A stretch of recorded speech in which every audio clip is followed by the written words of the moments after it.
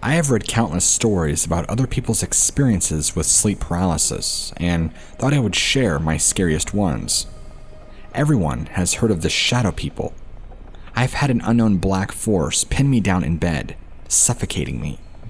However, the other two instances I've had are more bizarre, and I still think about it quite often. About 4 years ago, I was 24 years old. I still lived with my mom since I was in my second year of nursing school, and it was just easier to live at home while going to school. For context, I'm a female. Going to bed one night, all seemed well until I woke up for no reason. I couldn't move or talk. I heard almost static mumbling sounds on my left. Scared, I listen as I try to desperately move. Slowly, the static starts to get clearer and more clear, and I hear young voices, children voices. They begin chanting, "You're going to die," and giggling each time they chant. It was like they were singing a nursery rhyme. They chanted the same thing over and over again. My heart was pounding out of my chest. Logically in my head, I was telling myself this wasn't real. For those aren't religious, this may not seem like it makes sense, but I decided to pray to God in my head to make it stop. It was like I was screaming at it in my head because I couldn't physically speak. It felt like an eternity before it went away, and I was able to move. I was so scared that I couldn't move, even though I was physically able to. I rushed out of my room to my mom and told her everything. I didn't go back into my room that night. She looked at me with disbelief. I don't know if she truly believed me or understands sleep paralysis. Regardless, it's something I will never forget. My second story was around the same year.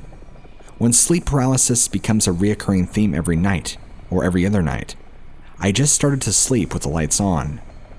For added comfort, my cats would sleep on my bed and cuddle with me until I fell asleep. For a while, no instances of sleep paralysis had occurred, so I just assumed this was what I needed to do each night. Like usual, I went to bed with the lights on, and one of my cats, Salem, curled up on my arm while I slept. I woke up with a feeling that's all too familiar. I couldn't believe what was happening. I felt like I was being watched. To my horror, I can't make this up if I wanted to, disturbingly saw a white figure on the right side of my bed, standing very close to me. My heart felt like it dropped into my stomach.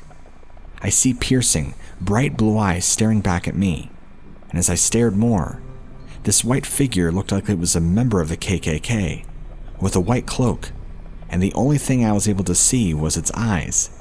As I was staring at this figure in my lighted up room, I was able to glance down at my cat, seemingly unaware of the figure and sleeping soundly.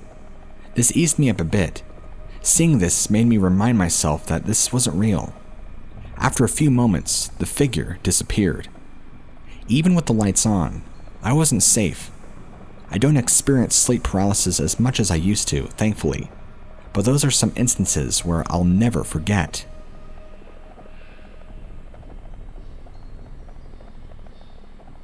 This happened back to me and my cousin, who I'll call Blake for this story, back in the fall of 2009. Our grandmother decided to let us stay the night over at her house, as she often did, because me and my cousin were really close, and she was the only relative that let us stay the night at her house. Now, her house was always creepy to us, and we always said that to our papa, who passed away about 6 years before this, was still in the house watching over us. Looking back, it really didn't make sense, but it helped us sleep at night. Anyway, that night, after rounds of junk food and Call of Duty, we decided that it was time for bed. Now, one thing we always did at my grandmother's house was sleep with the TV on. That will be relevant in a minute. As we lay in our beds, we heard a loud thud come from downstairs. My eyes shot open and looked towards the door. Now, the TV wasn't super quiet, but it wasn't super loud either. Not to mention, we were on the second floor of the house, so the fact that I had heard a big thud was worrying to me. I turned over and shook Blake to see if he was still awake. Turns out he had been awake for longer than me because he couldn't sleep, so he had heard the thud too. "What was that?" I asked.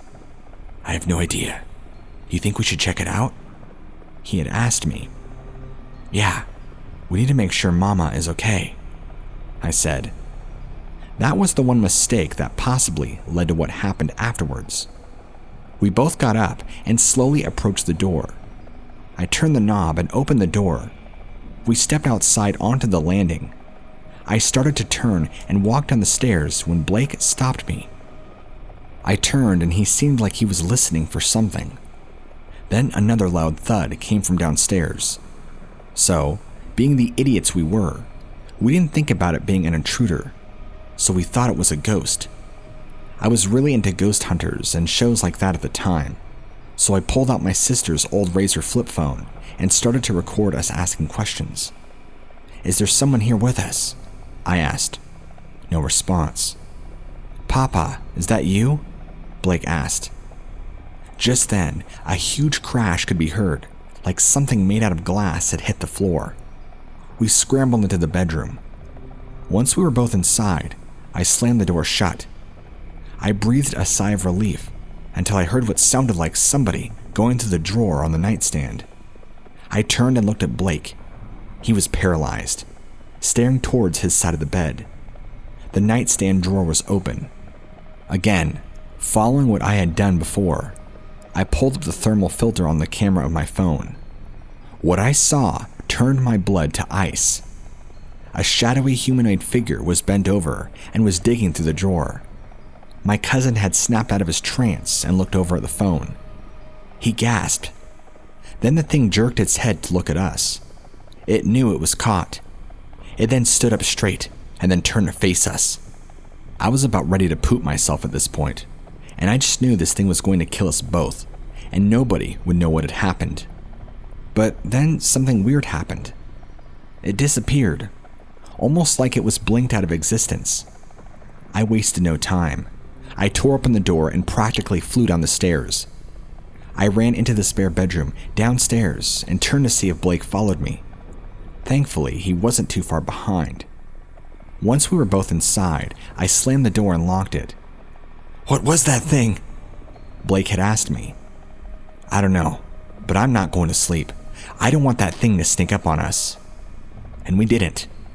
We stayed up watching these old sitcoms that networks would play in the early morning until we saw sunlight peeking through the blinds in the room. We both then passed out. When we woke up, our grandmother had asked us what we were doing last night because all she heard was banging all night long. Both of our faces drained of color. We didn't want to tell her what we saw, so we just said we couldn't sleep and stayed up most of the night. I wish that was the end, but one more terrifying event would unfold. We got my phone to go back and check the recording we had. You could hear me ask my question, and we heard no response. But when Blake asked his question, he got an answer. About 5 seconds after he asked if our papa was there with us, he heard a harsh whisper say, "Yes." A few weeks later, my sister and our cousin Lee were sleeping upstairs in the dead of night, when all of a sudden, she was awoken by what sounded like a deck of cards being shuffled, but somehow she managed to fall back asleep. Not even an hour later, Lee was awoken by a blood-curdling scream coming from the corner of the room. She then woke my sister up, and they ran downstairs to sleep on the couch. She said it like came from a woman, then reluctantly told her what me and Blake encountered a couple years before. She looked at me in shock. That was the last creepy thing to ever happen to us in that house, because as life went on, we started going to her house a lot less and less. It got to the point where all of us had forgotten about all these things that had happened. I brought it up a few years later, and it still sent shivers down my cousin's spine. A new family bought the house after my grandma passed away just a couple of years ago, so I only pray that whatever is in that house is gone now. I found out a few years later that what we saw was a shadow person. I don't know why it was at that house or what it was looking for, but it sends shivers down my spine to know that whatever was up there could have been watching us while we slept. I am no stranger to sleep paralysis. I have suffered it from childhood. I will be the first to admit that I did not understand it. I honestly believe during that time I was somewhere between life and death. Trying to explain it to my parents, who equally did not understand it, I was afraid to talk about it after the initial talk with my parents, as I did not want to appear crazy. It was not until I went to school to be an RN that I understood it. Yet, I will also admit, I never saw anything. Not demons, not shadow people, not even lucid dreaming. It just became a part of my life I accepted. Until now. I have many families scattered throughout the States as well as Ireland. I travel between the two. Last night, however, something changed. I flew from County Kerry, spent a couple of nights in New York City before traveling to a small town in Missouri to visit a beloved uncle. He is single and owns a huge house that sits on Lake Table Rock. When I say huge, I mean huge. Several bedrooms that each hold a bath as well as a separate bathroom. It should be turned into a bed and breakfast.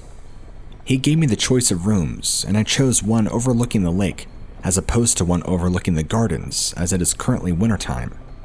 My uncle, who owns this little 4.5 kilogram dog that yaps at its own shadow. For reference, I'm not a pet person. I own a dog that I love, yet I tolerate other people's pets.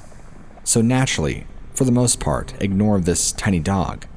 I tucked into bed, wondering if I could acclimate to the time change. I promise I closed the door to my room. I woke up to this tiny dog on my chest, yapping. Come on, a tiny dog yaps, not barks, and looking at the door. I realized I was in sleep paralysis. My first thought was not what the dog may have been yapping at, just that he was. My second thought was, I closed my door. How did he get in? I was able to turn my head towards the door. Anyone who has suffered sleep paralysis knows what a feat is, yet I still could not turn my body. Then I saw it, him, whatever, the shadow man. He took up the entire door frame. Was my first or second reaction fear? No. I was still wondering why the door was open. I thought to myself, alright, I am obviously in sleep paralysis. Usually when this happens, I just tell myself there's nothing else to do but go back to sleep. Or I can try and figure this out. So I looked at him. He was nothing but shadow, yet I had the feeling I was looking in his eyes as he was looking in mine. All the time this dog was yapping. I got the feeling he wanted to cause terror and fear in me. Yet as we looked at each other, I was curious about him. I felt his malice change to one of curiosity himself. He did not understand why I was not afraid. He was just as curious about me as I was him. All at once, the hall light went on. He disappeared. I heard my uncle say to his dog, "Stop barking at." The dog left me at this point and went with my uncle. I was released from the paralysis and walked over to my door and locked it. You may wonder how I could do this so nonchalantly and wrap myself in my blankets and fall right back to sleep. I can only say it was my rational and analytical mind. Surely such things do not happen, right?